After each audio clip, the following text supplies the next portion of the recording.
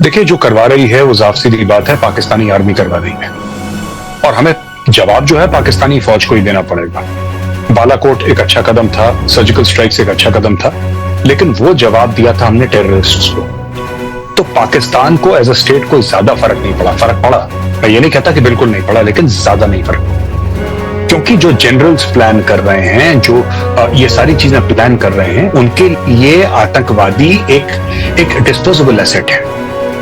आपने आतंकवादी लाए, आपने उनको भेजा, वो तो मरने के लिए आए हैं। अब देखिए, जो 3, 4, 5 आतंकवादी थे इसमें शामिल, जिन्होंने ये 27 लोगों की जानें ली हैं, आर्मी उनको मार देगी 1, 2, 3, 4, 5, 6, 7 दिनों में। वो कहीं नहीं जाएंगे, वो मर जाएंगे। अच्छा होगा क्या इससे? पाकिस्तान और भेज देगा, और वो टेरेन ऐसा है कि वहां पे आप 5 लाख फौज और डाल लें, फिर भी वहां से जगह आ जाएगी निकलने, अंदर घुसने की। माउंटेन के टेरेन में आप कितने भी लोग डालें, कोई ज्यादा फर्क नहीं पड़ता। हाँ, वहां पे 3 टियर की एंटी इन्फिल्ट्रेशन ग्रिड लगा रखी है, लेकिन माउंटेन्स में होता है, such is the nature of mountains. Anyway, basic बात यह है कि जब तक आप पाकिस्तानी आर्मी को पनिश नहीं करेंगे, जब तक आप पाकिस्तानी फौज को आप पनिश नहीं करेंगे, उसको सजा नहीं देंगे, ये मामला नहीं रुकने वाला, ये नहीं रुकेगा।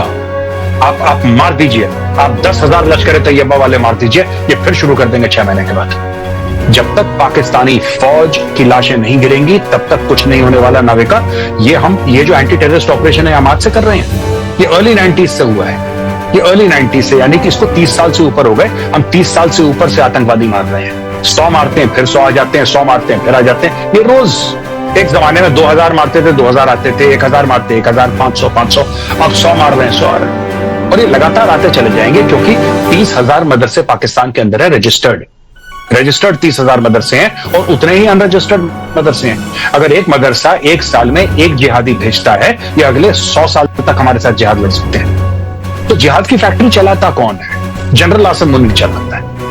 अगर आप सरकार, कोई, मुझे नहीं पता सरकार क्या करने वाली है, because I am not privy to such things, और वो हाईएस्ट लेवल पे डिसीजन होगा।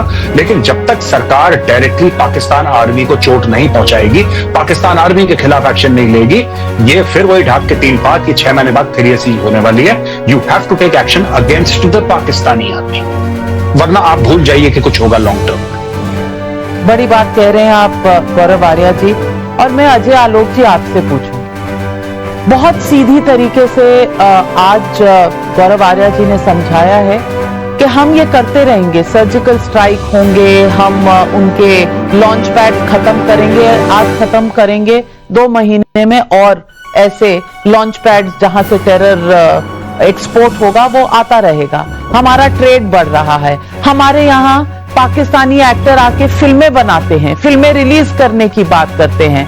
अमन का तमाशा यहाँ आए दिन होता रहता है।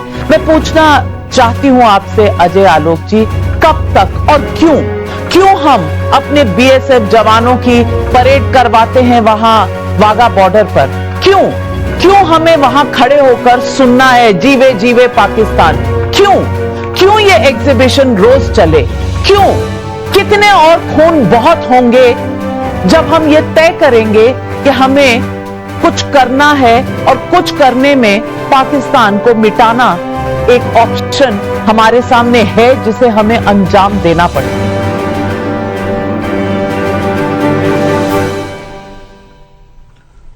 नविका जी, कुछ चीजें ऐसी होती हैं जिससे भूकंपीय परिवर्तन होते हैं, जो टेक्टोनिक शिफ्ट हम कहते हैं।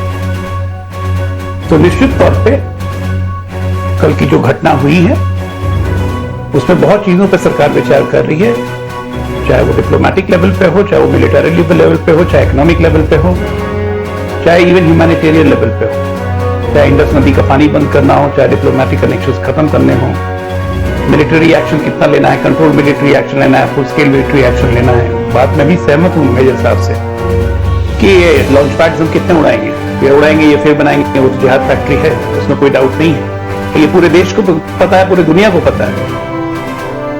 बगल में अफगानिस्तान की भी, इससे भी वही हालत हो रही है। पाकिस्तान को यह स्टेबल मुल्क नहीं है, ये तो एक कांस्टेंट है, दूसरा पड़ोसी हम बदल नहीं सकते हैं। न्यूक्लियर वेपन का इस्तेमाल हम कर नहीं सकते हैं कि उसको नक्शे से वाइप ऑफ कर दें। तो हम कितने कंट्रोल वे में जा सकते हैं, कितने हद तक जा सकते हैं, ये तो खैर एक हाईएस्ट लेवल पे डिसीजन होगा। लेकिन ये तय है कि पाकिस्तान के साथ अब कोई संबंध हमारा नहीं रहेगा, और जितनी चोट हम पहुंचाएंगे वो उतना ब्लीड करे। मेरी चिंता यहां पाकिस्तान से नहीं है, मेरी चिंता यहां पाकिस्तान से, वो तो रजिस्टर्ड एनिमी है हमारा, वो करते रहेगा, हमको उसको जवाब देना है, हम उसे मारते रहेंगे, उस दिन ठीक रहेगा। देखिए 2019 के बाद, एयर स्ट्राइक के बाद 2025 6 साल बाद हुआ ऐसी घटना।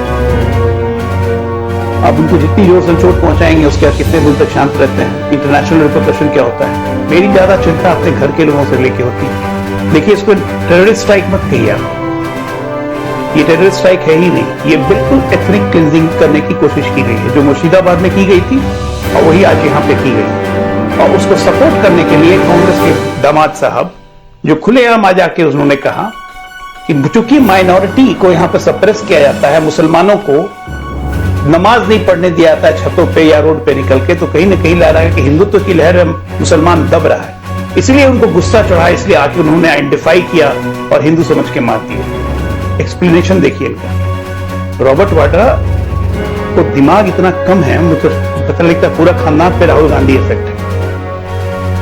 वर्ल्ड में एक जगह बताइए, जहां पे एक जगह बता दीजिए जहां माइनॉरिटी को ऑप्रेस किया गया तो वो मेजोरिटी को मारने लगते हैं। कोई ऐसी जगह है वर्ल्ड में?